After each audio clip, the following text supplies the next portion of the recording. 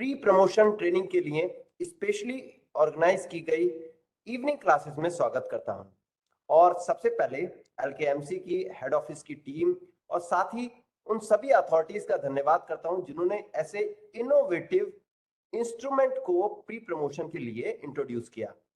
Friends, आज का topic है analysis of financial statements.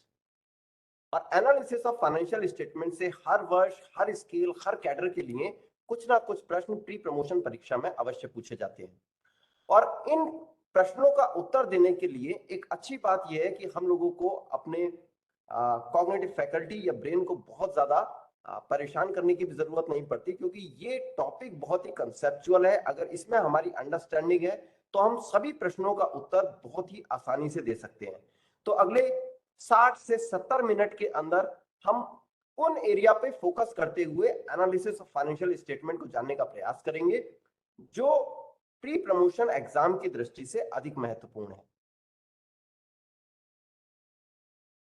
First thing first, जो भी फाइनेंशियल स्टेटमेंट हो, बैलेंस शीट के अंदर एसेट लायबिलिटी स्टेटमेंट हो, प्रॉफिट एंड लॉस अकाउंट हो, कैश फ्लो स्टेटमेंट हो, ऑडिटर्स रिपोर्ट हो, डायरेक्टर्स रिपोर्ट हो, ये वो मुख्य स्टेटमेंट्स हैं या डॉक्यूमेंट्स हैं जिनकी एनालिसिस करने को हमको पड़ती है। एसेट लायबिलिटी स्टेटमेंट के अंदर एसेट और लायबिलिटी के बारे में लिखा होता है। प्रॉफिट एंड लॉस के अकाउंट के अंदर प्रॉफिट और लॉस से रिलेटेड सारी चीजें रहती है। कैश फ्लो स्टेटमेंट हमें बताता है किस फ्रीक्वेंसी पर किसी भी एंटिटी के अंदर कैश का इनफ्लो होना है एंड आउटफ्लो होना है। इससे हम नेट कैश की पोजीशन उस एंटिटी के अंदर देख पाते हैं। ऑडिटर्स रिपोर्ट, जो भी एंटिटी अपने फाइनेंशियल्स का ऑडिट कराते हैं तो ऑडिटर एक रिपोर्ट देता है। जनरली वो चार्टर्ड अकाउंटेंट की रिपोर्ट होती है। तो चार्टर्ड अकाउंटेंट अपनी ऑडिट की रिपोर्ट में कुछ ऑब्जर्वेशन भी लगा सकते हैं और इन्हीं ऑब्जर्वेशन को हम क्वालिफिकेशन कहते हैं। ये हम देखते हैं कि कोई भी फाइनेंशियल या स्टेटमेंट क्या क्वालिफाइड तो नहीं है। इसी तरह एक डायरेक्टर्स रिपोर्ट जो हमें कंपनीज के केस में मिलेगी, डायरेक्टर्स रिपोर्ट में डायरेक्टर्स बताते हैं कि पास्ट में कोई भी एंटिटी क्या कर रही थी, प्रेजेंटली क्या कर रही है, फ्यूचर में उस एंटिटी के क्या प्लान है। साथ ही साथ ऑडिटर्स रिपोर्ट में ऑडिटर ने जो भी ऑब्जर्वेशन दिए उनके रिप्लाई भी डायरेक्टर्स अपने डायरेक्टर्स रिपोर्ट में देते हैं। अकाउंटिंग ब्लॉक्स, जो 5 अकाउंटिंग ब्लॉक्स हैं वो इन्हीं से डेराइव्ड हैं, जैसे asset account, liability account, equity account, expense account and revenue account. इनके बारे में हम जानेंगे। बट पहला क्वेश्चन, कोई भी एंटिटी इन फाइनेंशियल स्टेटमेंट को बनाती ही क्यों है? फॉर एन एग्जांपल, अगर मैं ये सोचूं कि मेरे पास पैसा आता है और मैं खर्च करता हूं, अगर मैं इसका हिसाब रखूंगा तो वो मेरा फाइनेंशियल स्टेटमेंट होगा। लेकिन अगर मैं ये हिसाब किताब नहीं भी रखता हूं तो भी सेविंग तो मेरी उतनी ही होनी है, खर्चा तो मैं उतना ही करूंगा, चाहे मैं उसको लिखकर रखूं या ना रखूं। नो, फाइनेंशियल स्टेटमेंट्स की जरूरत पड़ती है और उसके दो मुख्य पर्पस हैं। पहला पर्पस, किसी भी एंटिटी के की प्रमोटर, की डायरेक्टर्स जो डिसीजन मेकर्स हैं, तो की डिसीजन मेकर्स को इंसाइट देने का काम यही फाइनेंशियल स्टेटमेंट करते हैं। इन्हीं फाइनेंशियल स्टेटमेंट्स की मदद से जो की डिसीजन मेकर हैं वो एक ऑब्जेक्टिव और प्रोग्रेसिव डिसीजन अपनी एंटिटी के लिए ले सकते हैं।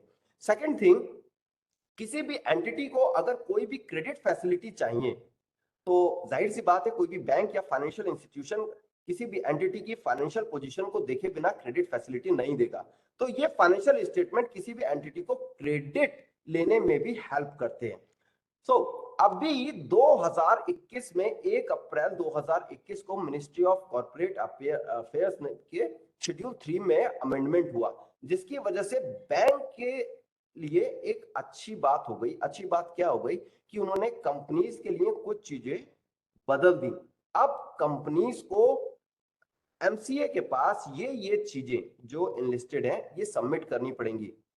लास्ट ईयर 2021 का अमेंडमेंट है, लेकिन इस पर भी संभावित प्रश्न पूछा जा सकता है। एक बार इसको देखते हैं कि now companies have to round off the figure appearing in the financial statement, previously it was optional. Companies shall disclose share holding pattern of the promoters, current maturity जो लॉन्ग टर्म बोरोइंग की है उसको separately disclose करना पड़ेगा। जितने भी trade payables हैं यानी कि सन्ड्री क्रेडिटर्स, उनको एजिंग शेड्यूल के साथ एमसीए को सबमिट करना पड़ेगा। ट्रेड रिसीवेबल्स को भी एजिंग शेड्यूल के साथ सबमिट करना पड़ेगा। अगर कोई सिक्योरिटी डिपॉजिट है तो वो अदर नॉन करंट एसेट में लिखना पड़ेगा rather than long term loans and advances. Company में अगर कोई डाइवर्जन ऑफ फंड को भी हम नेक्स्ट स्लाइड में देखेंगे what is diversion of fund. Diversion fund का इंसिडेंट हुआ है तो उसको भी डिस्क्लोज करना पड़ेगा। साथ ही साथ ये भी बताना पड़ेगा कि बैंकर के साथ मंथली बेसिस पे, जैसे हम पीएमएस और क्वार्टरली बेसिस पे जो फाइनेंशियल स्टेटमेंट बोरोवर से लेते हैं, तो बैंक को जो उसने स्टेटमेंट दी है, क्या वो स्टेटमेंट एमसीए में दी गई स्टेटमेंट से मैच करती है या नहीं। तो अब ये bankers friendly amendments last year हुए हैं। Now the company shall also provide जितने भी इमूवेबल प्रॉपर्टी की डिटेल्स है कि उनके टाइटल डीड्स उनके पास हैं या नहीं है, अगर ज्वाइंटली है तो उसमें कंपनी का शेयर कितना है। साथ ही साथ अगर रीवैल्यूएशन कराया है, रीवैल्यूएशन को हम जानते हैं कि रीवैल्यूएशन किसी भी एंटिटी की नेटवर्थ को तो बढ़ा देता है, बट ये अनरियलाइज प्रॉफिट होता है। अनरियलाइज प्रॉफिट है तो इसीलिए हम इसको डिस्काउंट भी करते हैं, किस अमाउंट में वो हम आगे देखेंगे। सो अगर रीवैल्यूएशन कराया है तो एमसीए के अमेंडमेंट से अब ये कि क्या वो रजिस्टर्ड वैल्यूअर द्वारा कराया गया है या नहीं। सेकंड थिंग, हमने देखा होगा कि हमारे एफआरएमडी के जितने सर्कुलर्स आते हैं उसमें बोरोअर अकाउंट के अंदर जो फ्रॉड होते हैं उसमें रिलेटेड पार्टी से रिलेटेड बहुत सारे फ्रॉड्स मिलते हैं। तो अब कंपनी को यह भी बताना होगा कि उन्होंने अपने की मैनेजमेंट पर्सनल या रिलेटेड पार्टीज को कितना लोन दिया है, ये उनके दिए गए टोटल लोन के परसेंटेज में शो होना चाहिए। प्रोजेक्ट लोन अगर कर रहे हैं तो कैपिटल वर्क इन प्रोग्रेस जो एजिंग शेड्यूल के साथ हर कंपनी को एमसीए को देना होगा। इनटेंजिबल एसेट को भी एजिंग शेड्यूल के साथ मेंशन करना होगा। अगर बेनामी प्रॉपर्टी को लेके किसी कोर्ट में या ट्रिब्यूनल में कोई प्रोसीडिंग इनिशिएट हुई है या पेंडिंग है तो इसके बारे में भी एमसीए को बताना होगा। Where company is declared wilful defaulter, तो ये भी अब डिस्क्लोज करना होगा। और जैसे हम स्टॉक ऑफ कंपनी को फाइनेंस तो करते ही नहीं है और स्टॉक ऑफ कंपनीज की लिस्ट भी नॉलेज सेंटर पे उपलब्ध रहती है। तो स्टॉक ऑफ कंपनी के साथ अगर किसी एंटिटी की ट्रांजेक्शन हुई हैं तो उनको अब एमसीए के साथ शेयर करना होगा, डिस्क्लोज करना होगा। जो आरओसी के साथ हाँ एक स्टैट्यूटरी पीरियड चार्ज क्रिएट करने का रहता है, अगर कंपनी वो नहीं करवा पाई और पीरियड एक्सपायर्ड हो गया तो रीजन के साथ वो भी बताना होगा। अब साथ ही साथ हम देखते हैं कि कुछ रेशियोज जब भी हम किसी एंटिटी की फाइनेंशियल एनालिसिस करते हैं, लाइक कुछ रेशियोज कैलकुलेट करते हैं जैसे करंट रेशियो, डेब्ट इक्विटी रेशियो, डेब्ट service coverage ratio, return on equity ratio, inventory turnover ratio, trade receivable ratio, trade payable turnover ratio, net capital turnover ratio, net profit ratio, return on capital employed, return on investment, disclosure of utilisation of borrowed fund, क्या आपने पैसा ले तो लिया अभी utilise ही नहीं किया। तो इन सब के बारे में उस एंटिटी को एमसीए को डिस्क्लोज करना पड़ेगा। और इन सारे रेशियोज में अगर कोई वेरिएशन आया है और वो वेरिएशन 25% से ज्यादा है प्रीवियस फाइनेंशियल ईयर से, तो उसका एक्सप्लेनेशन भी देना पड़ेगा। सो फ्रेंड्स, ये कुछ इंपॉर्टेंट अमेंडमेंट थे जो एमसीए ने अपने शेड्यूल 3 में किए, और इनकी वजह से ये एमसीए में जो भी इंफॉर्मेशन किसी कंपनी की जाएगी तो अब बहुत बैंकर फ्रेंडली हो गई है। सो सेकंड इंपॉर्टेंट थिंग कि जब कोई भी एंटिटी हमसे कहती है कि सर मेरे को लोन चाहिए, तो हम उसको सजेस्ट करते हैं ओके ठीक है अपनी बैलेंस शीट ले आओ, अपने फाइनेंशियल्स ले आओ। तो बोले सर कौन कौन सी कितनी बैलेंस शीट ले आओ, तो बोले एक काम करो पिछली 3 ले आओ, एक अभी लेटेस्ट आप प्रोविजनल ले आओ और प्रोजेक्टेड ले आओ ना। द थिंग इज कि जो भी हम पास्ट की बैलेंस शीट लेते हैं या एस्टिमेटेड या प्रोविजनल बैलेंस शीट हम लास्ट क्वार्टर की ले रहे हैं या प्रोजेक्टेड बैलेंस शीट ले रहे हैं, इनका पर्पस क्या होता है। आपकी स्क्रीन पर एक प्रश्न है कि which of the following statement is correct for obtaining balance sheet from the borrowers. Generally branches में कस्टमर आते तो वो पूछते भी हैं सर, कुछ तो अपने आप से कहते हैं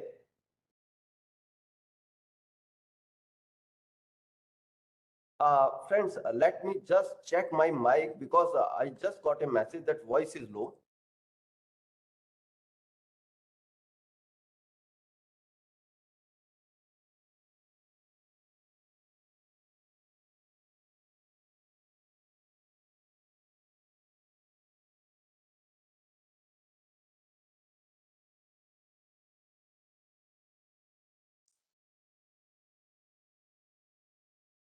Okay, is it audible now?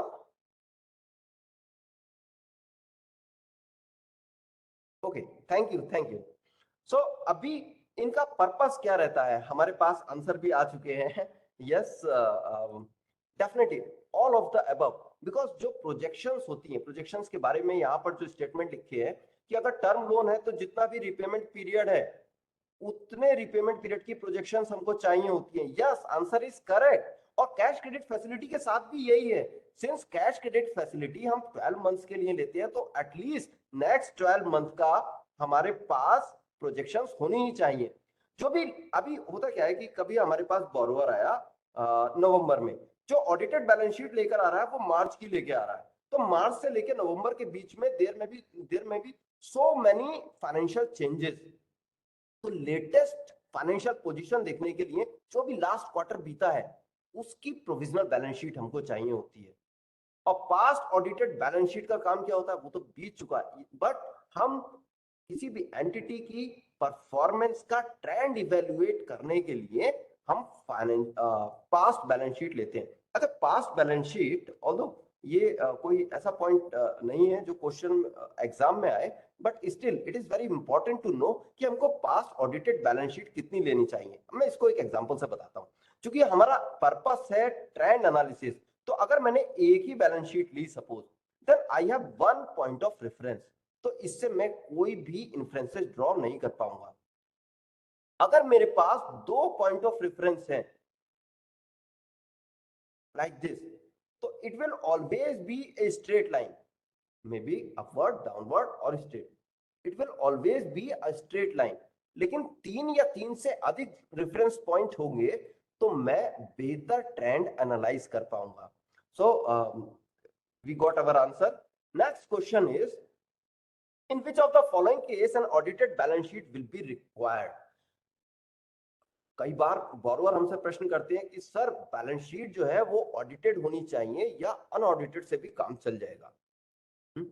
और कई बार हम कस्टमर से हम बहुत सारे बोरोवर कुछ को ऑडिटेड बैलेंस शीट लेकर ही प्रोसेस करते हैं, कुछ का अनऑडिटेड बैलेंस शीट पे भी कर देते हैं, सीए सर्टिफाइड पे कर देते हैं, in fact self certified balance sheet पे भी हम प्रोसेस कर देते हैं. तो इसके रिगार्डिंग हमारी गाइडलाइन क्या है, इसको दो पार्ट में हमें समझना चाहिए. दो तरह की गाइडलाइन है. Number one, statutory regulation.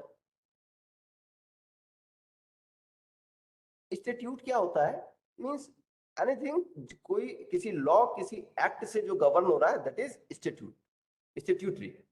तो अभी जैसे कंपनीज एक्ट है, कंपनी एक्ट के अंदर ये कंपनीज के लिए फाइनेंशियल्स को ऑडिट करवाना मैंडेटरी किया है. तो जो भी कंपनी हो उसकी बैलेंस शीट जब भी हम लेंगे ऑडिटेड होनी चाहिए. सेकंड थिंग, अब जो आईटी एक्ट है उसके अंदर भी टैक्स ऑडिट कराने के कुछ मैंडेटरी प्रोविजंस हैं. अगर इसमें कोई एंटिटी फॉल करती है तो हम हमेशा ऑडिटेड बैलेंस शीट लेंगे. क्यों ऑडिटेड बैलेंस शीट लेंगे? Audited balance sheet is more reliable. Third thing, professional के केस में हम वर्ड टर्नओवर यूज नहीं करते, उसकी जगह पर एनुअल ग्रॉस रिसीप्ट यूज करते हैं. और ये अगर मोर देन 50 लाख है तो आईटी एक्ट के अंदर उसको ऑडिट कराना मैंडेटरी है, तो हम भी ऑडिटेड बैलेंस शीट लेंगे. और अभी last month IRMD loan and advances का सर्कुलर आया जिसमें बैंक की जो इंटरनल गाइडलाइन है, मींस कितने एक्सपोजर होने पर हमको ऑडिटेड बैलेंस शीट लेना मैंडेटरी है, तो that is more than 100 lakh. 1 crore से ऊपर का अगर एक्सपोजर है तो वो भी हम ऑडिटेड बैलेंस शीट लेंगे. सो अगेन द आंसर आप सभी लोगों ने बताया. एंड अभी जिस रेफरेंस सर्कुलर की हम बात कर रहे थे 172/22 19 नवंबर को आया है, तो यहां पर जो पहले 50 लाख था,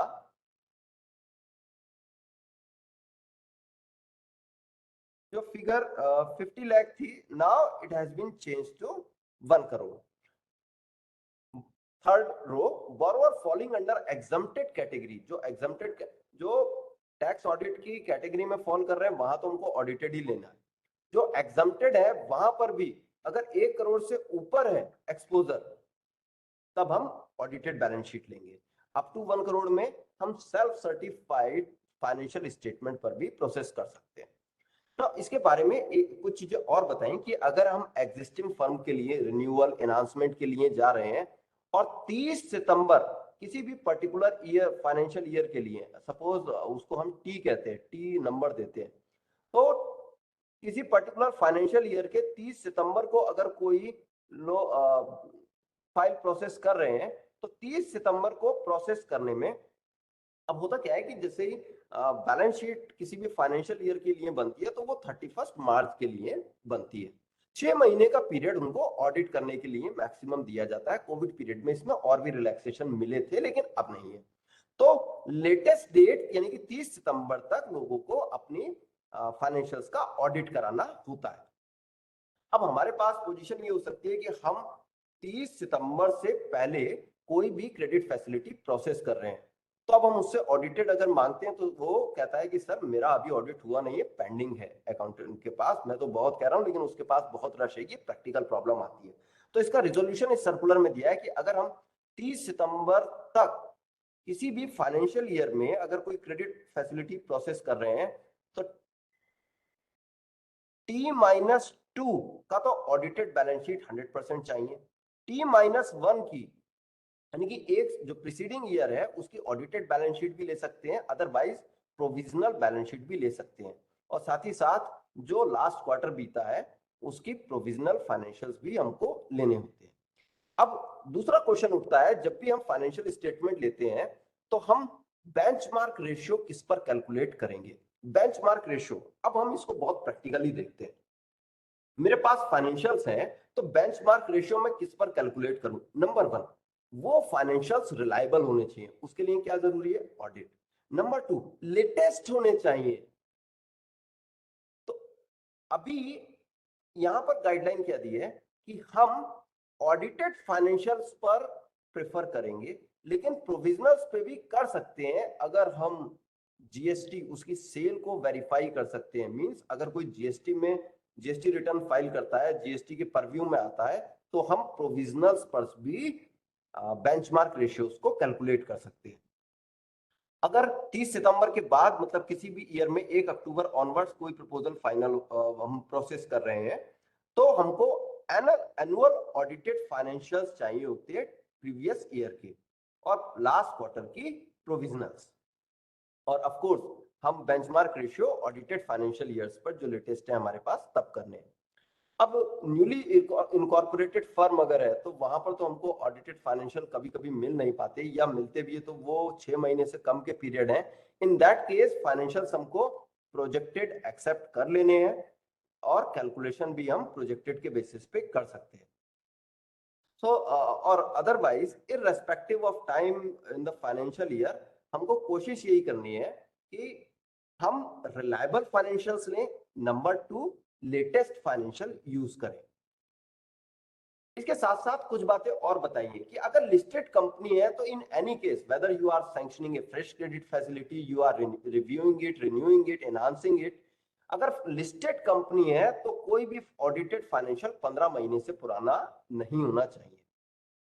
अगर अनलिस्टेड पीएसयू है, कोई गवर्नमेंट अंडरटेकिंग है, तो 30 सितंबर के पहले पहले हम इंटरनल ऑडिटर से सर्टिफाइड फाइनेंशियल एक्सेप्ट कर सकते हैं, बाद में हम ऑडिटेड फाइनेंशियल ले लेंगे। अगर कंपनीज और एलएलपी का केस है तो हम एमसीए के पोर्टल से बैलेंस शीट को क्रॉस चेक अवश्य करेंगे। All financial statement should duly authenticated by the authorised representative और द बॉरोवर। और जो भी हम फाइनेंशियल्स ले रहे हैं उनके ऊपर यूडीआईएन, ये आईसीएआई द्वारा शुरुआत की गई एक बहुत अच्छी प्रोसेस है। UDIN means unique document identification number, जिससे हम किसी भी डॉक्यूमेंट में हो रहे फोर्जरी को चेक कर सकते हैं, क्रॉस चेक कर सकते हैं। ये हमको हर डॉक्यूमेंट यूडीआईएन से चेक अवश्य करना चाहिए। अगर हम प्रोविजनल ले रहे हैं, अगर आज हमने प्रोविजनल फाइनेंशियल स्टेटमेंट एक्सेप्ट किए हैं, देन डेफिनेटली थोड़े दिनों बाद हमारे पास ऑडिटेड भी आए। तो ऐसे केस में हम क्या ध्यान रखें कि जब हम प्रोविजनल स्टेटमेंट एक्सेप्ट कर रहे हैं तो सेल्स को जीएसटी रिटर्न से अच्छे से टैली कर लें, और अगर वेरिएशन स्पेशली वेरिएशन 10% से अधिक है तो हमें appropriate measure sanctioning authority adopt कर सकती है। फर्दर एक काम और करना चाहिए, क्योंकि हम जानते हैं कि जो डेट है, स्टैट्यूटरी डेट है 30 सितंबर तक ऑडिट हो जाना चाहिए। तो हम एक अंडरटेकिंग भी ऐसी एंटिटी से लेते हैं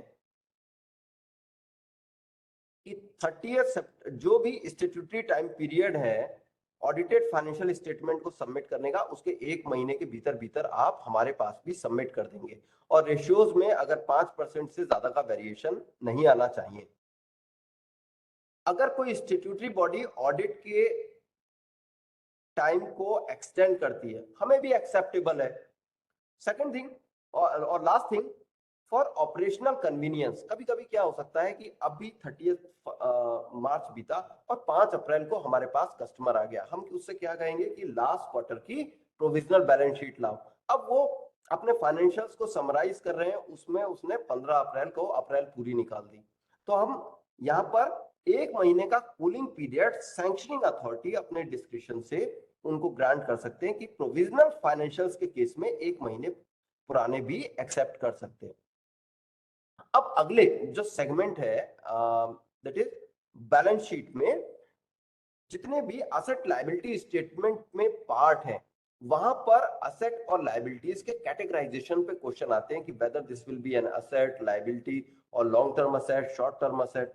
तो उसको देखते हैं कि लायबिलिटी में असेट लायबिलिटी स्टेटमेंट में one side is liability, that is left side liability, उसमें टॉप पर कैपिटल या नेटवर्थ लिखते हैं, और इनको लिखने का एक प्रॉपर तरीका है, left side liability, right side asset, और टॉप टू डाउन ये इंक्रीजिंग ऑर्डर ऑफ लिक्विडिटी में लिखे जाते हैं।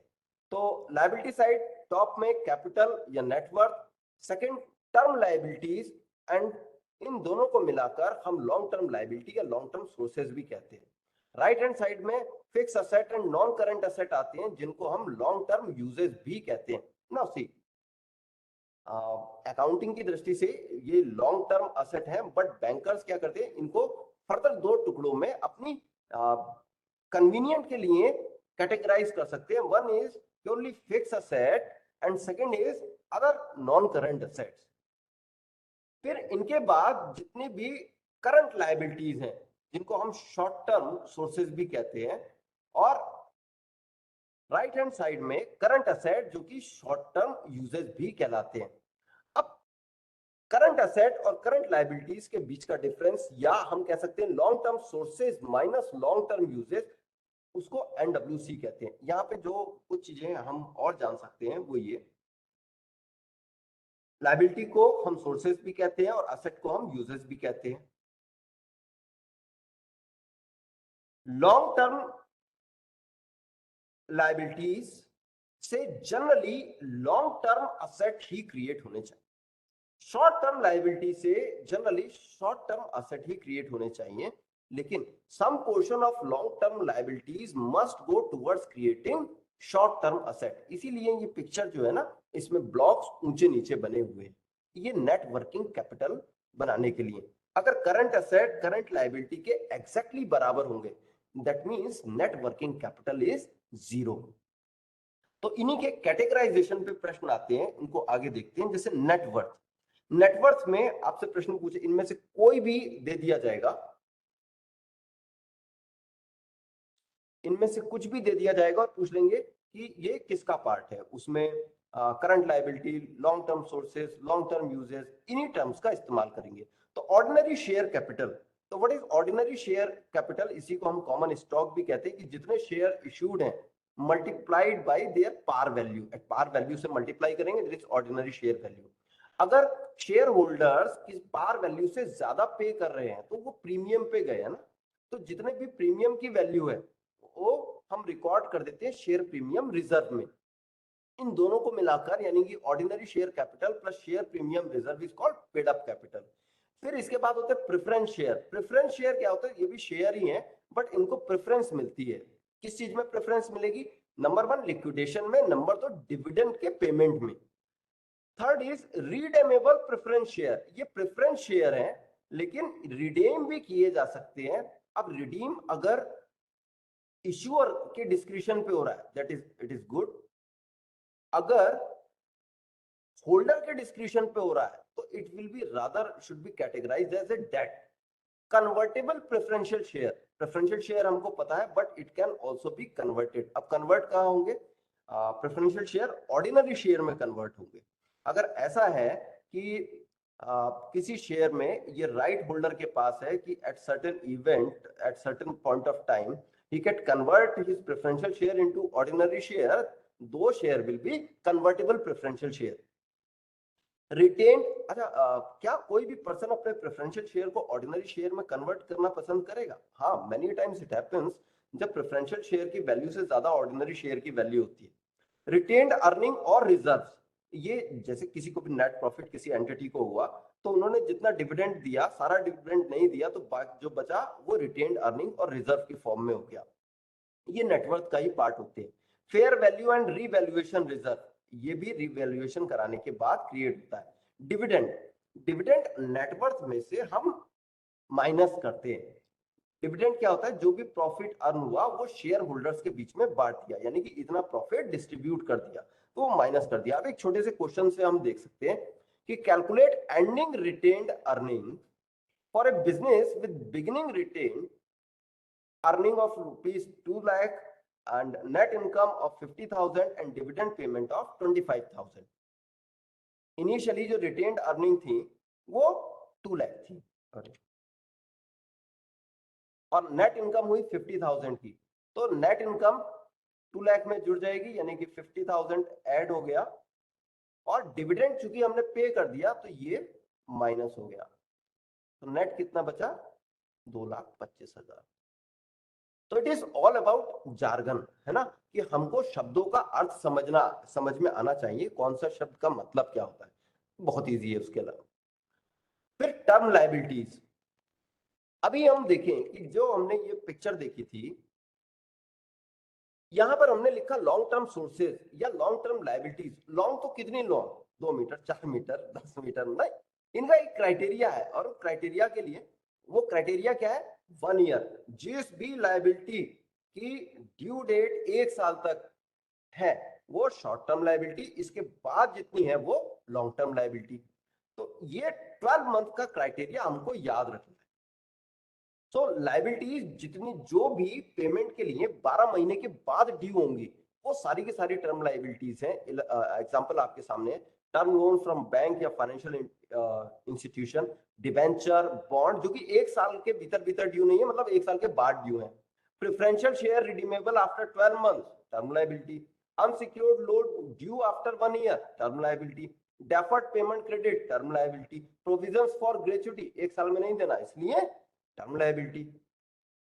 इसी के साथ कुछ सीनियर या सबऑर्डिनेट डेब्ट, ये चूंकि डेफिनेशन आती है तो सीनियर और सबऑर्डिनेट डेब्ट उसी पे आधारित है कि हम किस प्रायोरिटी में उनको पे करते हैं। जनरली सिक्योर्ड डेब्ट सीनियर होता है और अनसिक्योर्ड डेब्ट सबऑर्डिनेट डेब्ट होता है। जो पहले पे होगा सीनियर है, जो बाद में होगा वो सबऑर्डिनेट है। अगर हम आईबीसी 2016 की बात करें तो वहां भी कुछ प्रायोरिटी डिसाइड करते हैं कि पहले हम किसका पेमेंट करेंगे, है ना। इसी को कहते हैं हम लिक्विडेशन वाटरफॉल। जैसे फर्स्ट प्रायोरिटी जितने भी इंसॉल्वेंसी रिजोल्यूशन प्रोसेस की कॉस्ट एंड लिक्विडेशन कॉस्ट है उसको पे करते हैं। सेकंड प्रायोरिटी होती है जितने वर्कमैन के ड्यूज पिछले 24 महीने के हैं, 2 साल के हैं, उनको पे करेंगे। थर्ड प्रायोरिटी वेजेस एम्प्लॉयज की जो ड्यू है 12 मंथ की। Fourth priority financial debt owed to unsecured creditor. Fifth priority dues to central government, state government जो कि 24 मंथ्स के थे। Loans from share holders unsecured loans की फॉर्म में लिए जाते हैं अगर 12 मंथ से ज्यादा में पेएबल है, टर्म लायबिलिटी।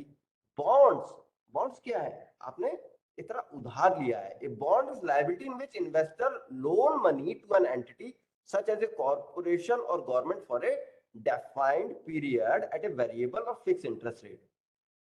ये भी टर्म लायबिलिटी है। जीरो कूपन बॉन्ड, अब जीरो कूपन बॉन्ड पे क्या होता है कि कोई भी रेगुलर कूपन पेमेंट या डिविडेंड नहीं मिलता, हाँ ठीक है। जब इशू होते हैं तो डिस्काउंट पर ही इशू होते हैं, बाद में मार्केट प्राइस पे कन्वर्ज हो जाते हैं तो वहां प्रॉफिट होता है। कन्वर्टेबल बॉन्ड, कन्वर्टेबल बॉन्ड मतलब ऐसे बॉन्ड जो कन्वर्ट किए जा सके। बॉन्ड कहाँ कन्वर्ट होंगे? शेयर में हो सकते हैं। तो जिन बॉन्ड्स के पास ऑप्शन है कन्वर्ट होने का इक्विटी में, वो कन्वर्टेबल बॉन्ड कहलाते हैं। इसी तरह डेफर्ड टैक्स भी टर्म लायबिलिटी है। कमिटमेंट एंड कंटिंजेंट लायबिलिटी, जैसे किसी की कॉर्पोरेट गारंटी ली है, तो ये भी टर्म लायबिलिटी है, लेकिन इनको हम एसेट लायबिलिटी स्टेटमेंट की जगह फुट नोट में मेंशन करते हैं, बिकॉज दे मे और may not arise. So there is a question on your screen, which statement is correct regarding long term liabilities? A long term liability is a debt that mature more than 1 year after the date of business most recent balance sheet, and answer यही है, हम time waste नहीं कर रहे। What is one benefit of financing by way of debt instead of equity? कोई entity loan ले या share distribute करे, क्या अंतर आएगा इन दोनों में? अंतर है कि debt does not give the lender an ownership interest in a business, owner वही रहेगा।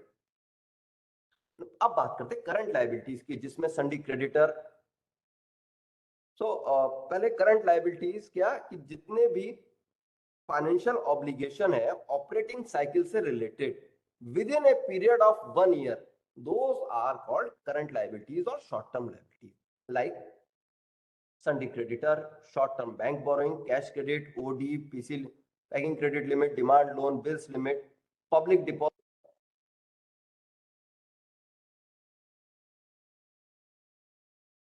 installments, public deposit maturing within 1 year, installments of term loans due within 1 year। ये कई बार पूछा हुआ क्वेश्चन है कि टर्म लोन तो है 7 ईयर के लिए दिया है, लेकिन नेक्स्ट 12 मंथ्स के अंदर जो इंस्टॉलमेंट पेएबल है वो करंट लायबिलिटी का पार्ट बनती है। डिबेंचर, प्रेफरेंशियल शेयर जो 1 साल के अंदर ड्यू है, करंट लायबिलिटी का पार्ट बनती है। Advance payment received from the customer, unsecured loans due within 1 year, interest and other charges accrued but not due for the payment, provisions for expenses, ये current liability का part बनती है। जब तक वो प्रोविजन है, लेकिन जब वो एक्सपेंस में कन्वर्ट हो गए अब करंट लायबिलिटी बन गई।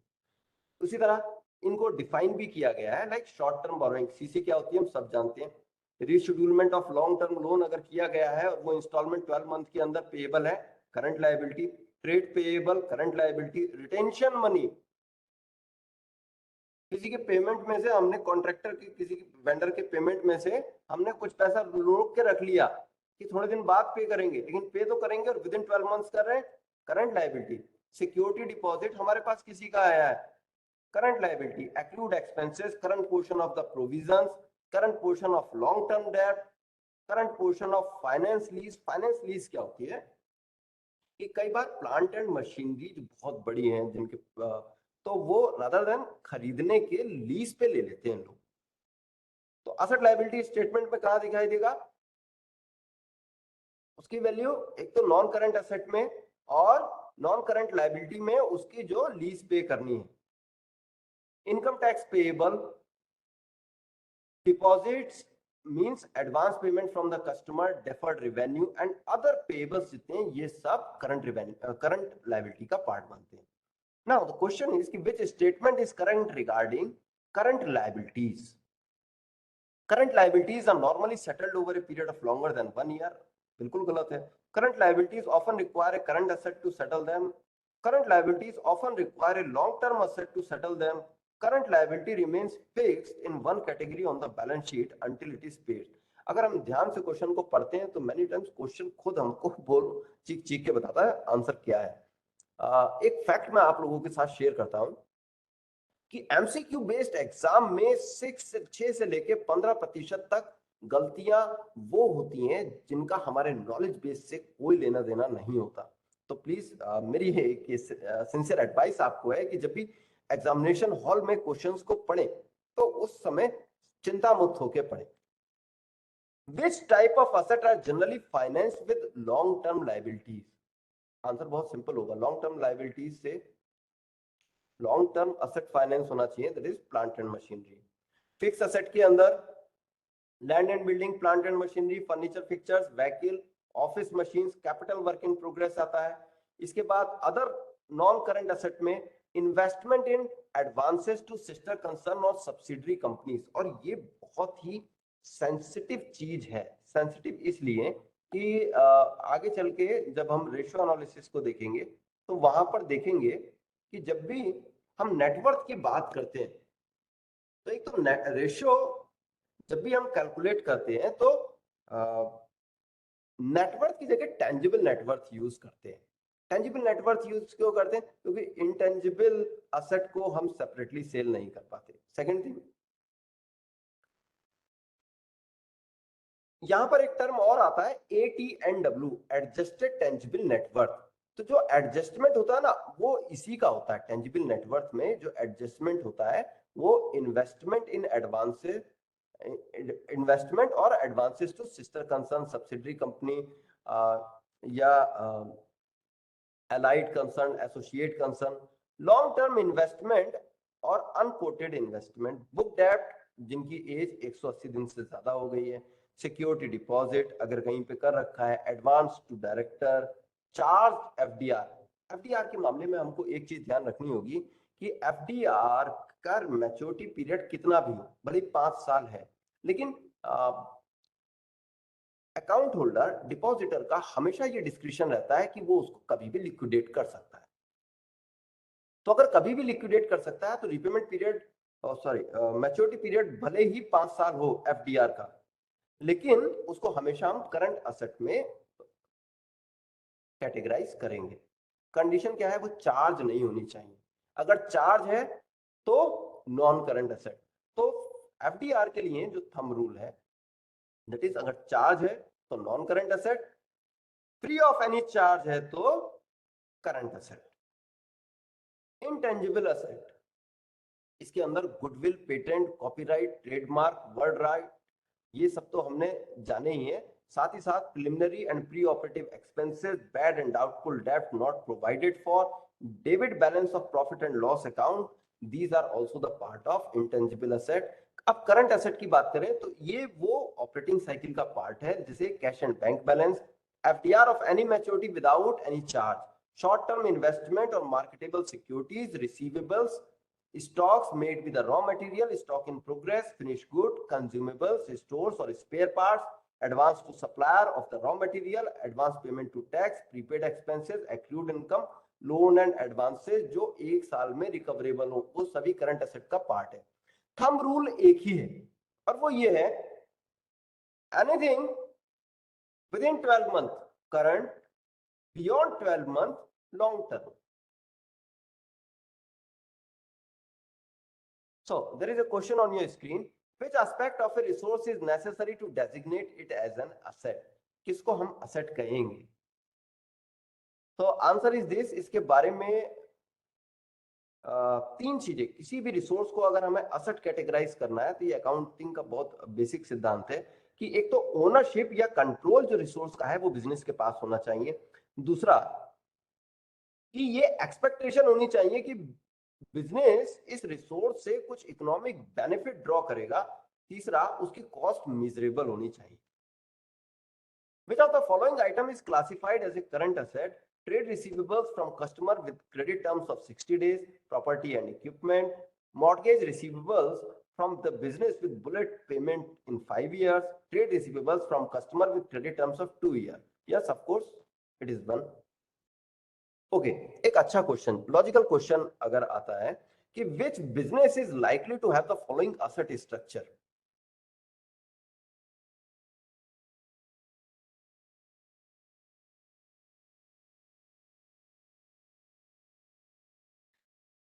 यस, हम देखें तो यहां पर कैश है, ट्रेड रिसीवेबल्स है, इन्वेंट्री है, गुडविल है, प्लांट एंड मशीनरी है, लैंड एंड बिल्डिंग है।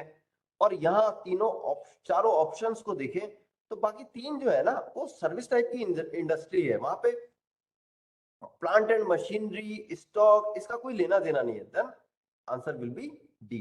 तो हम पेशेंटली अगर देखते हैं, क्योंकि हर एक्टिविटी का, हर इंडस्ट्री का एसेट लायबिलिटी स्टेटमेंट का पैटर्न डिफर करता है। अब प्रॉफिट एंड लॉस अकाउंट की बात करते हैं। ऑपरेटिंग रिवेन्यू सेल्स रिवेन्यू होता है, नॉन ऑपरेटिव इनकम जो कि अदर इनकम है जो ऑपरेशन से नहीं आ रही। इसीलिए जो ऑपरेटिंग प्रॉफिट है ना वो बहुत इंपॉर्टेंट होता है और हमारा फोकस भी इस पे रहना चाहिए। और एक सबसे बड़ी बात क्या, हम लोग अपना भी देखें ना तो हमारा पीएलआई जो है वो ऑपरेटिंग प्रॉफिट से लिंक है। क्यों? ऑपरेटिंग प्रॉफिट मींस हम एक्टिविटी से, बिजनेस एक्टिविटी से कितना प्रॉफिट जनरेट कर रहे हैं। तो ऑपरेटिंग प्रॉफिट क्या हुआ? Sales minus operating cross. Gross sale क्या है? जो भी हमने ये टैक्स डिस्काउंट सब इसके अंदर होते हैं। नेट सेल, अगर हम टैक्स डिस्काउंट रिटर्निंग्स इनको माइनस कर देंगे तो ग्रॉस सेल में से ये माइनस करने के बाद हमको नेट सेल मिलेगा। मैन्युफैक्चरिंग यूनिट के अंदर दो तीन टर्म और हैं जो पूछे जा सकते हैं। One is manufacturing cost, second cost of production, third cost of sale. इनको देखने के लिए ये एक इलस्ट्रेशन बनाइए कि सपोज किसी एंटिटी ने रॉ मटेरियल 130 का परचेज किया, कंज्यूम किया 84 का, साथ ही power, fuel, water, depreciation on plant and machinery, labour charges, consumable spare part और ऐसे सभी एक्सपेंसेस जो डायरेक्टली मैन्युफैक्चरिंग में इंगेज्ड है वो राउंड फिगर में 10 है। तो 84 प्लस 10 ये हो गया 94 and it will be called manufacturing cost.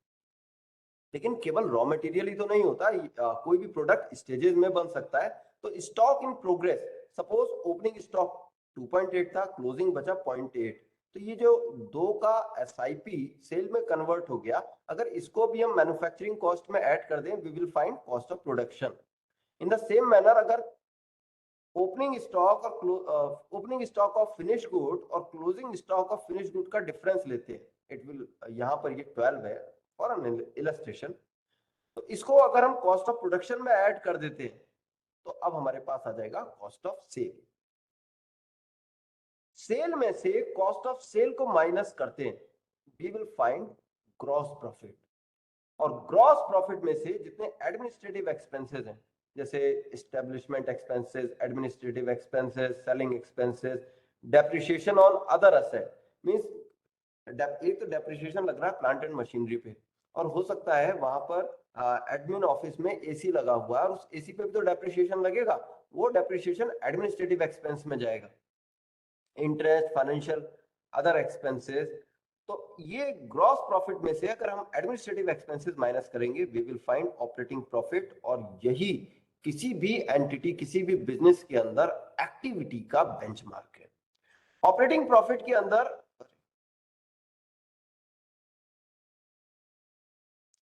Excuse me,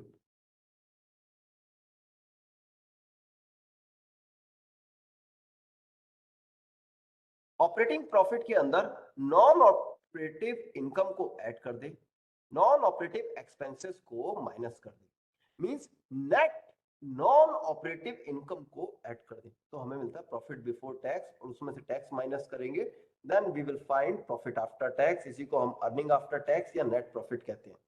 अभी इसको पिक्टोरियली देखेंगे तो हम ज्यादा अच्छा कोरिलेट कर पाएंगे। Suppose this is gross sale, और इस ग्रॉस सेल में से कुछ रिटर्निंग हो गई या जो भी डिस्काउंट है उसको हम माइनस कर देते हैं, रिटर्निंग एंड डिस्काउंट को, then we will find net sale. इस नेट सेल में से कॉस्ट ऑफ सेल को माइनस कर दिया, we will find gross profit. और इस कॉस्ट ऑफ सेल में वो डेप्रिसिएशन भी इंक्लूडेड है जो depreciation directly plant and machinery को लग रहा है। इस ग्रॉस प्रॉफिट में से एडमिनिस्ट्रेटिव एक्सपेंसेस लेस किए, then it will become operating profit. और इस एडमिनिस्ट्रेटिव एक्सपेंसेस में इंटरेस्ट भी इंक्लूडेड है। ऑपरेटिंग प्रॉफिट में नेट नॉन ऑपरेटिव इनकम को ऐड कर दिया, मींस नॉन ऑपरेटिव इनकम को ऐड किया और नॉन ऑपरेटिव एक्सपेंसेस को लेस किया, then we will get profit before tax, और इसमें से टैक्स माइनस किया, we will get profit after tax. इसी डेप्रिसिएशन, इंटरेस्ट, टैक्स और प्रॉफिट आफ्टर टैक्स को हम एक जगह बोलते हैं तो ईबिडिटा या पीबीडिटा के नाम से हम जानते हैं। ईबिडिटा या पीबी मतलब profit before depreciation, interest, tax and amortisation. Amortisation क्या है? इट इज जस्ट डेप्रिसिएशन, जो इनटेंजिबल एसेट पे डेप्रिसिएशन लगता है उसको हम अमोर्टाइजेशन कहते हैं। फॉर कन्वीनियंट कुछ और टर्म्स या फॉर्मूलाज को यहाँ लिख दिया है ताकि हम इन रिलेशंस को आपस में अच्छा समझ सकें। जैसे net worth paid up capital plus reserve को कहते हैं। टेंजिबल नेटवर्थ, नेटवर्थ में से इनटेंजिबल एसेट को माइनस करेंगे, tangible net worth. Adjusted tangible net worth, tangible net worth में से जो भी investment connected concern related parties में हुई है उसको माइनस करने पे AT&W आएगा। Cash profit, net profit plus depreciation, long term sources, long term uses, current asset, quick asset, current asset में से स्टॉक माइनस करने पे net block, gross block minus depreciation, short term sources, short term uses हम देख चुके हैं। अभी हम रेशियोज की बात करते हैं फ्रेंड्स, चूंकि समय कम है इसलिए थोड़ा सा पेस पकड़ते हैं। कुछ main ratios, liquidity ratios, capital structure और leverage ratio, activity ratio and profitability ratio की हम बात करेंगे। लिक्विडिटी रेशियो में तीन मेन रेशियो है, that is current ratio, liquidity ratio और क्विक रेशियो, इसी को हम एसिड टेस्ट रेशियो भी कहते हैं, और net working capital NWC। Basically ये लिक्विडिटी रेशियो बताते क्या है कि किसी भी एंटिटी या किसी भी बिजनेस की शॉर्ट टर्म सॉल्वेंसी को ये डिपिक्ट करते हैं। लिक्विड एसेट कितने हैं, करंट एसेट के रेशियो है, तो करंट रेशियो है तो यानी कि 12 महीने तक शॉर्ट टर्म में ये कितना सॉल्वेंट है। करंट एसेट को अगर करंट लायबिलिटीज के कंपैरिजन में हम लिखते हैं, it is called current ratio. Benchmark 1.33 है, लेकिन एक्टिविटी के बेसिस पे ये कम भी हो सकता है। क्विक रेशियो, करंट एसेट में से भी मोर लिक्विड एसेट, इन्वेंट्री को माइनस कर दिया, तो quick asset in comparison to current liability we will find quick ratio. NWC, current asset में से करंट लायबिलिटीज का डिफरेंस, यानी कि long term sources minus long term uses भी लिख सकते हैं। अभी एक question, if current ratio is 1.5 and NWC is 90, find out current liability and current asset. It is very easy, है ना। करंट एसेट करंट लायबिलिटी का रेशियो दिया है 1.5, यानी कि 1.5 गुना है करंट एसेट करंट लायबिलिटी के, और NWC current asset minus current liability दिया है 90, तो यहाँ ऐसा लिख सकते हैं 0.5 current liability is equal to 90, current liability हो गई हमारी 180 और इनका 1.5 गुना यानी कि 270 करंट एसेट हो गए। आंसर क्या हो जाएगा? कई बार होता क्या है, हमने करंट लायबिलिटी करंट एसेट सही निकाले, बट उनका ऑर्डर क्या है। अब इन्होंने करंट लायबिलिटी पहले पूछा है तो करंट लायबिलिटी पहले मेंशन करना है ना, इसका ध्यान रखें। उसी तरह हम क्विक रेशियो भी निकाल सकते हैं। अभी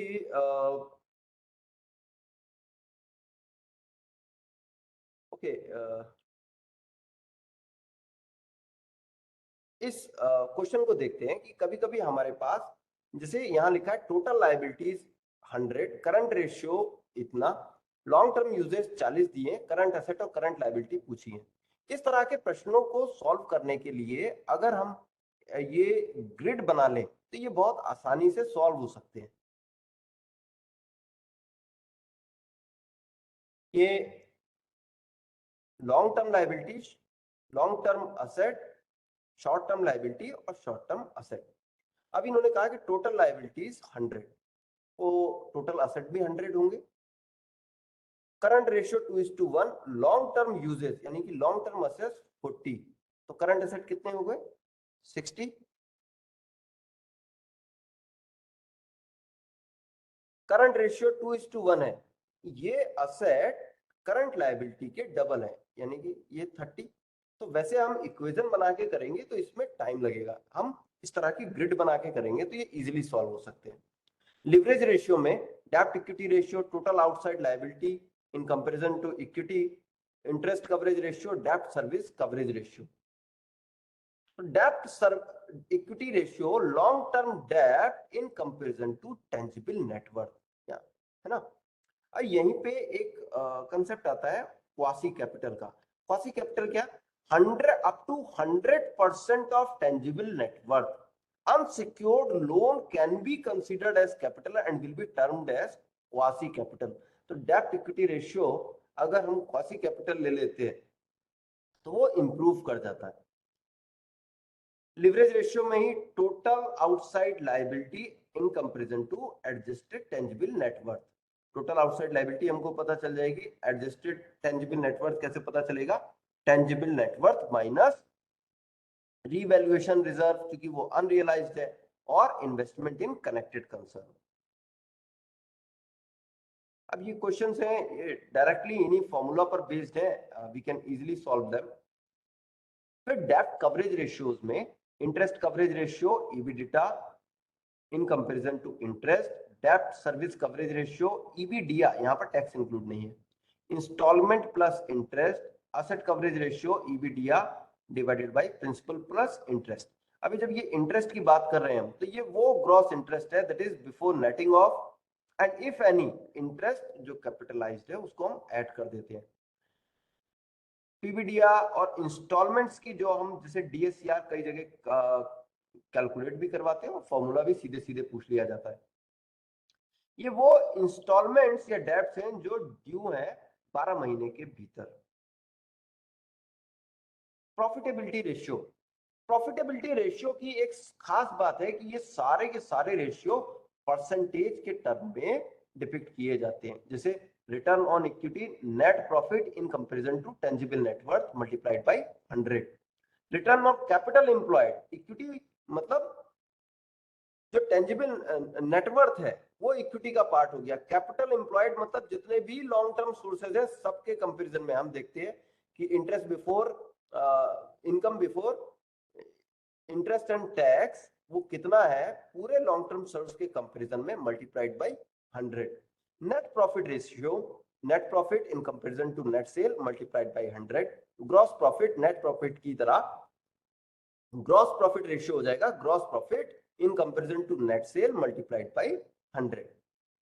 अभी जो भी नेट प्रॉफिट है इसके दो फेट हो सकते हैं कि या तो डिविडेंड के रूप में इसको डिस्ट्रीब्यूट कर दिया जाए या एंटिटी में रिटेन कर लिया जाए। तो इन्हीं के बेसिस पे हम दो रेशियो कैलकुलेट करते हैं। नंबर एक, पे out ratio, dividend divided by net profit, कितना दिया। Retained earning ratio, retained earning divided by net profit, earning per share net profit, total earning इतनी हुई, जितने शेयर हैं उससे डिवाइड कर देंगे तो अर्निंग पर शेयर निकल आएगा। ओके, ये क्वेश्चन हमारी स्क्रीन पर है कि which of the following firm is likely to have gross profit ratio as 100%।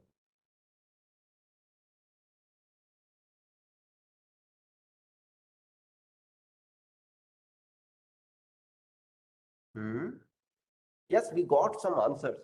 देखिए, ग्रॉस प्रॉफिट रेशियो क्या होता है, ग्रॉस प्रॉफिट डिवाइडेड बाय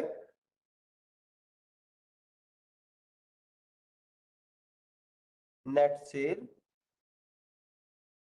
और ये कहते हैं 100 होना मल्टीप्लाइड बाय 100, यही होता है ना।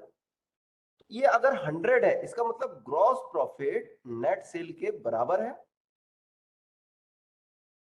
ग्रॉस प्रॉफिट, जब ग्रॉस प्रॉफिट और नेट सेल का रेशियो 1 आएगा तभी 100 होगा। तो ग्रॉस प्रॉफिट और नेट प्रॉफिट का रेशियो 1 तब आएगा जब gross profit is equal to net sale. और ग्रॉस प्रॉफिट क्या होता है, sale minus cost of sale. अभी sale minus cost of sale और ये सेल के बराबर हो, ये कब हो सकता है, जब कॉस्ट ऑफ सेल 0 हो। कॉस्ट ऑफ सेल इनमें से किस एंटिटी में 0 हो सकती है, तो ऑफ कोर्स जितनी भी मैन्युफैक्चरिंग यूनिट्स है, may be sugar factory, accounting firm, hospital, या कुछ ना कुछ इनकर होगी कॉस्ट ऑफ सेल। जबकि अकाउंटिंग फर्म, यहाँ कुछ मैन्युफैक्चर ही नहीं हो रहा, ये सर्विसेज दे रहे हैं, बैलेंस शीट बन रही है। तो ऑड वन आउट करके या इस तरह भी हम आंसर को देख सकते हैं। अब अगला ब्रेक इवन रेशियो, अगर थोड़ा ब्रेक इवन रेशियो पे डायरेक्ट और ये शॉर्ट में भी लिखा आ सकता है बीईपी, ब्रेक इवन पॉइंट। तो ब्रेक इवन पॉइंट कैलकुलेट करने में बहुत आसान है, और किस तरह से करते हैं कि ब्रेक इवन पॉइंट हम समझते हैं ना कि जब हमारी टोटल सेल, टोटल जो कॉस्ट इनकर हुई है उसके बराबर आ जाए, मतलब ब्रेक इवन पॉइंट आ गया।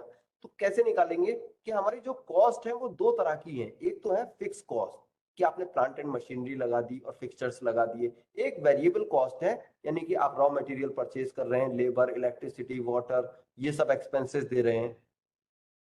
तो हर जो भी यूनिट आप मैन्युफैक्चर कर रहे हैं उसमें कुछ फिक्स कॉस्ट का पार्ट इंक्लूड है और कुछ वेरिएबल कॉस्ट का। तो एक यहाँ टर्म आता है दैट इज कॉल्ड कंट्रीब्यूशन। और कंट्रीब्यूशन क्या है? ये फिक्स्ड कॉस्ट का पार्ट है जो पर यूनिट के अंदर कंज्यूम हो रहा है। तो सेलिंग प्राइस जो है उसमें से अगर वेरिएबल कॉस्ट को हटा देंगे तो हमारे पास क्या बचेगी? फिक्स कॉस्ट पर यूनिट, उसी को हम कहते हैं कंट्रीब्यूशन। तो ब्रेक इवन पॉइंट अगर यूनिट्स में कन्वर्ट कैलकुलेट करना है कि कितने यूनिट मैन्युफैक्चर करने पे हमारा ब्रेक इवन पॉइंट आ जाएगा, तो जितनी फिक्स कॉस्ट लगी हुई है और पर यूनिट फिक्स कॉस्ट कितनी इनकर हो रही है, यानी कि कंट्रीब्यूशन, तो हमें क्या मिल जाएगा? यूनिट में। अगर इसी को हम करेंसी में डिनोमिनेशन में देखेंगे तो fix cost multiplied by sale divided by sale minus variable cost. Profit value ratio, PV ratio भी इसको कहते हैं। तो पीवी रेशियो क्या होता है कि contribution in comparison to sale और परसेंटेज में डिपिक्ट करेंगे, then it is PV ratio.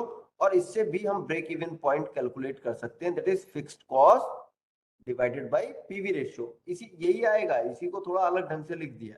Break even point अगर कैपेसिटी यूटिलाइजेशन में देखेंगे तो कितनी यूनिट मैन्युफैक्चर करने पे ब्रेक इवन पॉइंट अचीव हो रहा है, divided by installed capacity multiplied by 100। इसके बाद जो सबसे इंपॉर्टेंट रेशियोज आते हैं, those are activity ratios. Activity ratios मतलब किसी भी एंटिटी के अंदर कितनी एक्टिविटी हो रही है। और ये एक्टिविटी हम कैसे देखते हैं? जैसे किसी भी ब्रांच की एक्टिविटी हम कैसे देखेंगे? जहां ज्यादा फुटफॉल है, नए लोग आ रहे हैं, जा रहे हैं, आ रहे हैं, जा रहे हैं, मींस एक्टिविटी हो रही है। उसी तरह किसी बिजनेस एंटिटी में रॉ मटेरियल बार बार परचेज किया जा रहा है, जितनी ज्यादा ऑपरेटिंग साइकिल चल रही है उतनी ज्यादा एक्टिविटी हो रही है। रॉ मटेरियल आ रहा है, कन्वर्ट हो रहा है, फिनिश गुड बाहर जा रहा है, सेल हो रही है, प्रोसीड्स आ रही है, रॉ मटेरियल परचेज हो रहा है। तो हमको देखना क्या है कि अगर हम इन्वेंट्री टर्नओवर रेशियो की बात करें तो कितनी बार इन्वेंट्री अल्टी पल्टी हो रही है ना? कैसे निकालेंगे? कॉस्ट ऑफ गुड्स सोल्ड और एवरेज स्टॉक कितना रहता है। एवरेज स्टॉक निकालने के लिए opening stock plus closing stock divided by 2। अभी ये inventory turnover ratio raw material और एसआईपी और फिनिश गुड के लिए अलग अलग भी कैलकुलेट कर सकते हैं। जैसे raw material consumption divided by average raw material, हमें ये पता चल जाएगा किस फ्रीक्वेंसी पर रॉ मटेरियल की अल्टा पल्टी हो रही है। That will be our inventory turnover ratio for raw material. Cost of production divided by average stock in progress, हमें मिल जाएगा inventory turnover ratio for stock in progress. उसी तरह कॉस्ट ऑफ सेल को average finish good से divide करेंगे, inventory turnover ratio for finish good. अब दूसरा होता है होल्डिंग पीरियड। अगर हमें मुझे ये पता चल गया कि 12 महीने में 1 2 3 4 बार स्टॉक की अल्टा पल्टी हुई है और एक साल में 12 ही महीने हैं, तो 12 को अगर मैं 4 से डिवाइड करूंगा, क्या आया? 3। इसका मतलब 3 महीने वो स्टॉक उस एंटिटी में रुक रहा है, यही क्या कहलाता है? Holding period. इसी को अगर हम डेटर और क्रेडिटर के रेस्पेक्ट में निकालेंगे, डेटर कलेक्शन पीरियड या क्रेडिट पीरियड, ठीक है ना? तो debtor turnover ratio sales divided by sundry debtor, और पीरियड मंथ्स में लिखेंगे तो मंथ्स में आएगा होल्डिंग पीरियड, डेज में लिखेंगे 365 को डिवाइड करेंगे आप डेटर टर्नओवर रेशियो से, तो हमारा डेटर कलेक्शन पीरियड डेज में निकल के आएगा। Creditor turnover ratio in the same manner sales divided by sundry creditors. Trade payable period या क्रेडिट पीरियड, ट्रेड पीरियड, ये निकाल सकते हैं। बेंचमार्क रेशियो का हमारा सर्कुलर है, अकॉर्डिंगली हम देख सकते हैं। अभी एक इंपॉर्टेंट चीज कि इन फाइनेंशियल स्टेटमेंट की एनालिसिस करने के बाद हम वर्किंग कैपिटल फाइनेंस में खास करके इसका इस्तेमाल करते हैं, तो वहां पे gross working capital, net working capital, working capital gap को समझना है। एक ऑपरेटिंग साइकिल जो कैश से रॉ मटेरियल परचेज किया, स्टॉक इन प्रोग्रेस में कन्वर्ट हुआ, फिनिश गुड में कन्वर्ट हुआ, बिल रिसीवेबल्स और सन्ड्री डेटर कन्वर्ट हुआ, और ये ऑपरेटिंग साइकिल हो जाती है। अभी सपोज रॉ मटेरियल के लिए होल्डिंग पीरियड 60 डेज है, स्टॉक इन प्रोग्रेस 10 डेज है, फिनिश गुड्स के लिए होल्डिंग पीरियड 20 डेज है और बिल रिसीवेबल्स के लिए 30 डेज है। तो अभी अगर हम इन सबको जोड़ दें तो हमें ऑपरेटिंग साइकिल की लेंथ पता चलेगी ना। किसी को भी अगर हम वर्किंग कैपिटल फाइनेंस कर रहे हैं तो वर्किंग कैपिटल कैश क्रेडिट की फैसिलिटी में अगर हम फाइनेंस कर रहे हैं means we are giving support to operate the operating cycle. तो ऑपरेटिंग साइकिल में जब हम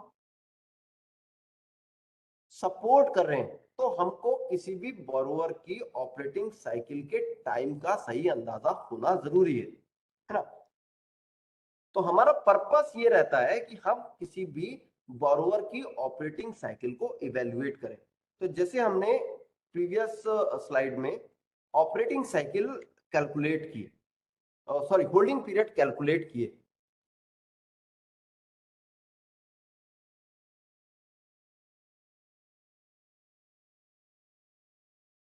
maybe the trade payable period, maybe the debtor collection period, maybe the holding period for the inventory। तो इन सबको कैलकुलेट करने का हमारा जो पर्पस है कि वो हम ऑपरेटिंग साइकिल के डेज को जान पाए।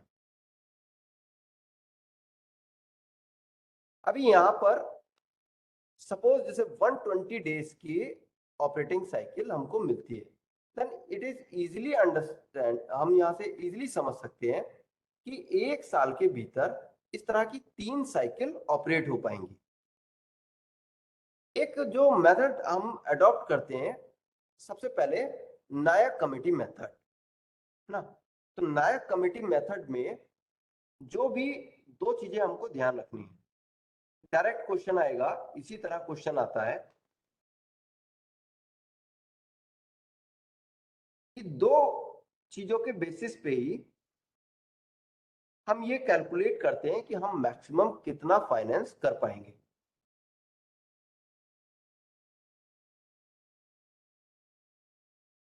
Number 1, whether the entity is registered in GST or not.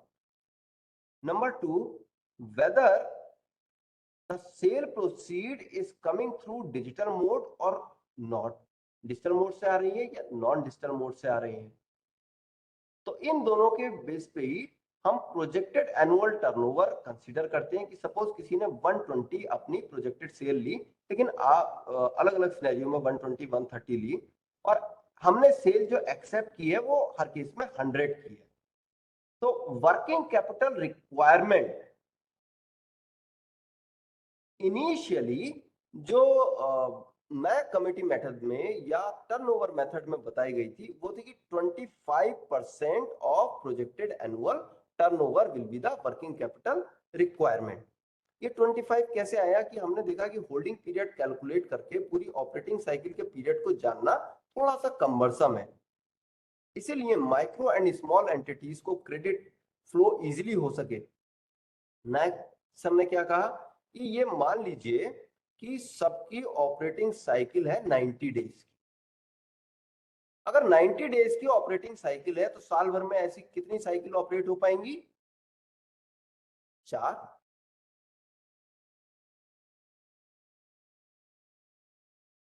और 4 साइकिल ऑपरेट हुई तो एक साइकिल को ऑपरेट करने के लिए हमको पैसा चाहिए। एक साइकिल को ऑपरेट करने के लिए जितना पैसा चाहिए वही है वर्किंग कैपिटल रिक्वायरमेंट।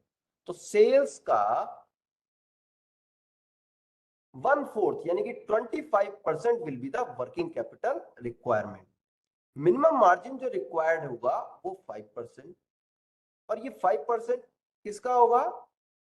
यही पिछली शीट में दिखाया कि यहां पर जो 5% मार्जिन है ये एनडब्ल्यूसी का है, जबकि जो second method Tandon committee method है उसमें जब हम मार्जिन लेते हैं 5% वो होता है टोटल करंट एसेट का। इसीलिए एमपीबीएफ सेकंड मेथड में रिलेटिवली कम आता है, लेकिन करंट रेशियो बड़ा हुआ आता है। यहां पर टर्नओवर मेथड में अधिक क्वेश्चन प्री प्रमोशन की दृष्टि से बनते हैं कि वर्किंग कैपिटल रिक्वायरमेंट अगर जीएसटी में रजिस्टर्ड है और डिजिटल मोड से सेल प्रोसीड आ रही है, then it will be 37.5% of the projected annual turnover। GST में रजिस्टर्ड है लेकिन cell proceed non digital mode से आ रही है, working capital requirement will be 31.25%। GST में रजिस्टर्ड नहीं है लेकिन डिजिटल मोड से सेल आ रही है, तो जितने पोर्शन के लिए, यहां हमें एक चीज ध्यान रखनी है, जितने पोर्शन के लिए सेल डिजिटल मोड से आ रही है वो उसके लिए वर्किंग कैपिटल रिक्वायरमेंट 31.25% रखेंगे और नॉन डिजिटल वाले पोर्शन के लिए 25%। जहां पर भी वर्किंग कैपिटल रिक्वायरमेंट 37.5 है वहां मार्जिन 7.5 है, जहां वर्किंग कैपिटल रिक्वायरमेंट 31.25 है वहां मिनिमम मार्जिन 6.25 है। इन द सेम मैनर जहां पर वर्किंग कैपिटल रिक्वायरमेंट 25% है वहां मिनिमम मार्जिन रिक्वायर्ड 5% है। और अब वर्किंग कैपिटल रिक्वायरमेंट में से हम मार्जिन को लेस करेंगे, यानी कि रो 3-4, तो ये हमको मिलेगा एमपीबीएफ। लेकिन साथ ही साथ इस वर्किंग कैपिटल रिक्वायरमेंट में से जो actual NWC current asset minus current liability उसके पास अवेलेबल है उसको भी देखेंगे, और इन दोनों में से रो 6 और 7 में से whichever is lower will be the MPBF। अभी ये जो गाइडलाइंस आई थी वो माइक्रो एंड स्मॉल के लिए थी।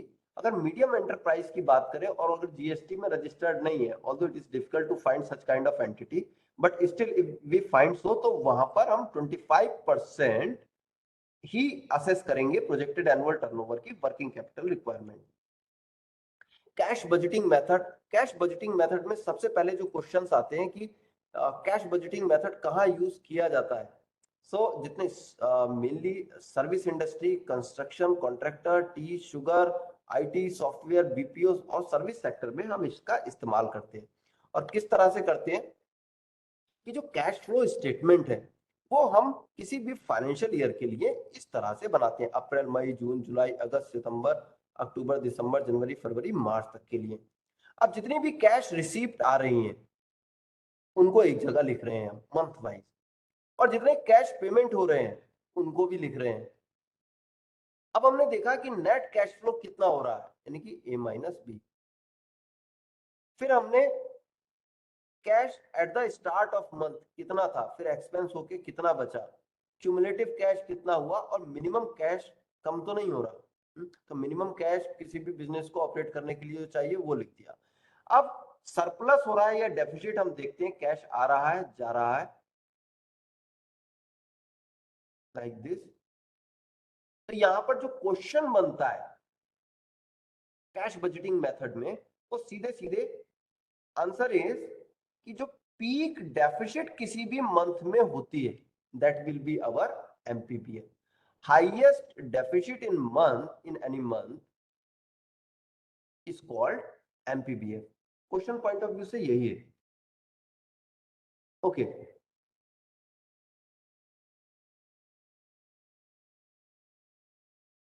मिनिमम बैलेंस रिक्वायर्ड कहीं से आया नहीं, ये हम जब भी किसी भी क्रेडिट प्रपोजल को एक्टिविटी पे, जैसे कोई भी कस्टमर है, मान लीजिए कोई स्कूल एजुकेशनल इंस्टीट्यूट है, तो उसके पास जैसे बैंक में हम कभी कोई यात्रा करने जा रहे हैं तो मिनिमम बैलेंस या 100, 200, 500 रुपए कुछ तो पॉकेट में रख के चलते हैं ना। तो हर बिजनेस को रन करने के लिए एज्यूम किया जाता है कि डिपेंडिंग ऑन देयर स्ट्रक्चर कि कितना कैश इनके पास रहना चाहिए।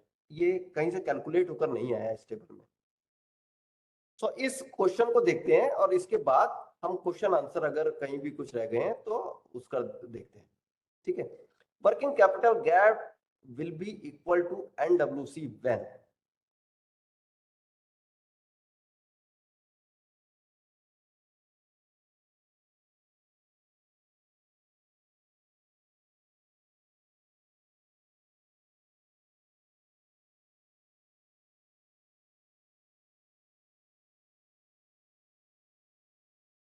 ओके, एनडब्ल्यूसी हमने देखा, that is current asset minus current liability.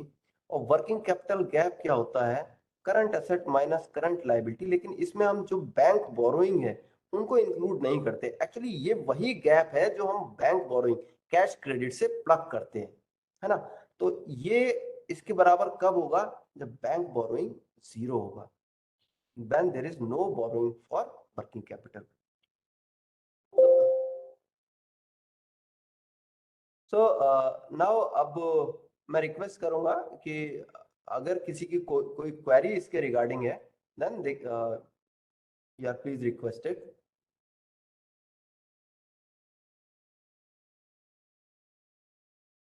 Sorry, चूंकि समय कम था इसलिए जो चैट बॉक्स में आप लिख रहे थे मैं उस पर ज्यादा देख नहीं पाया।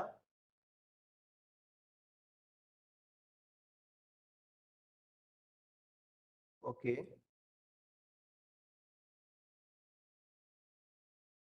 हाँ, ये जो भी सेशन है इसकी रिकॉर्डिंग हुई है, इसको हम नॉलेज सेंटर से कभी भी डाउनलोड करके देख सकते हैं।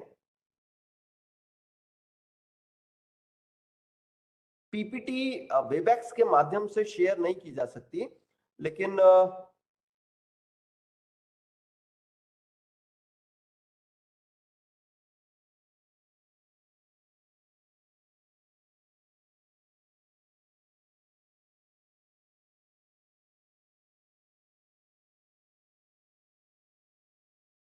अभी चैट बॉक्स में मैं आपको एक लिंक सेंड कर रहा हूं, इस लिंक पर क्लिक करके आप इस प्रेजेंटेशन को डाउनलोड कर पाएंगे। साथ ही अगर किसी को लगता है कि ये प्रेजेंटेशन चाहिए, तो फर्स्ट सॉल्यूशन इज कि हम नॉलेज रिपोजिटरी से इसको डाउनलोड करके देख सकते हैं, और अदरवाइज हम पीएनबी आरएससी एलकेओ पर मेल कर सकते हैं, तो हम वहां से आपको ये भेज देंगे।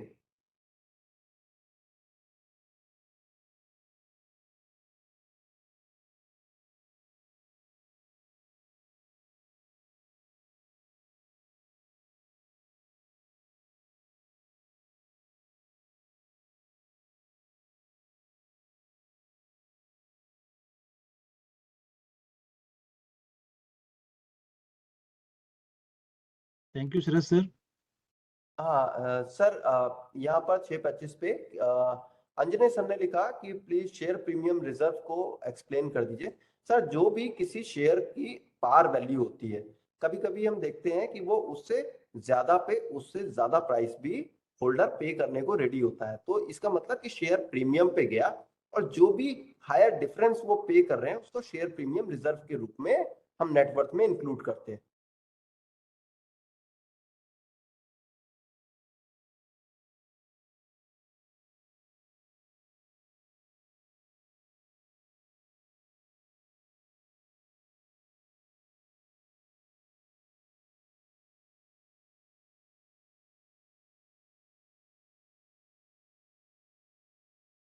Okay, I think chat box में भी इस तरह की कोई क्वेरी नहीं है, और आपकी तरफ से और दूसरी कोई क्वेरी नहीं आ रही, तो संदीप सर।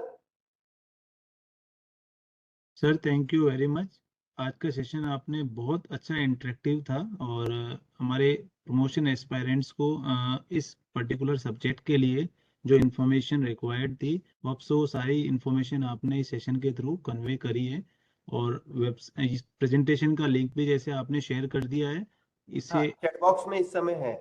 जी बिल्कुल ये डाउनलोड कर सकते हैं इसको फर्दर अपनी स्टडी के लिए। Thank you very much sir, thank you. Thank you so much. और कैंडिडेट्स के लिए इंफॉर्मेशन है कि कल का सेशन भी इसी समय 6 बजे से 7 बजे कंटिन्यू रहेगा। आप स्टे कनेक्टेड रहें। Thank you. Thank you sir.